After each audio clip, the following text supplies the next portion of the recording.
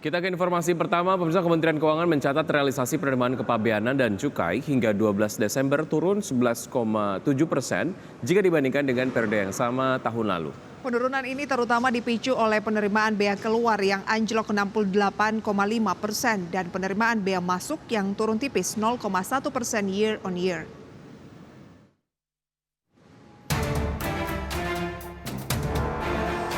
Kementerian Keuangan mencatat realisasi penerimaan kepabeanan dan cukai hingga 12 Desember sebesar Rp256,5 triliun.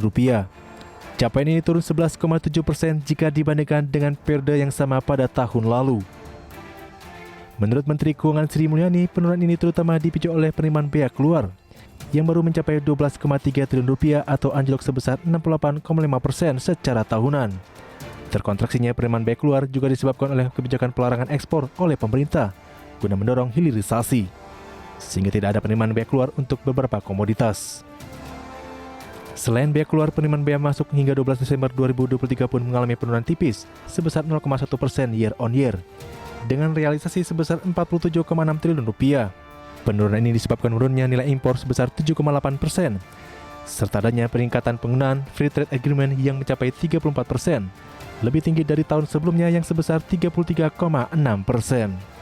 Kalau kita lihat penerimaan dari cukai hasil tembakau itu turun 3,7% dari tahun lalu. Karena kita menaikkan tarif cukai selama beberapa tahun berturut-turut dan ini menyebabkan produksi rokok mengalami penurunan, terutama untuk golongan 1 dan golongan 2. Kenaikan cukai rokok yang rendah di golongan 3, terutama kretek dan linting atau kretek tangan, itu menyebabkan produksi di golongan 3 naik. Penerimaan cukai hasil tembakau juga tercatat turun 3,7% karena dampak dari kebijakan pengendalian konsumsi rokok.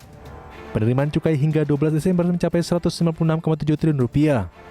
Kementerian Keuangan mencatat terjadi penurunan produksi hasil tembakau sebesar 1,8% hingga Oktober 2023 dan berdampak pada penurunan tarif efektif sebesar 1,3%. Dari Jakarta, Raharjo Patmo, IDX Channel.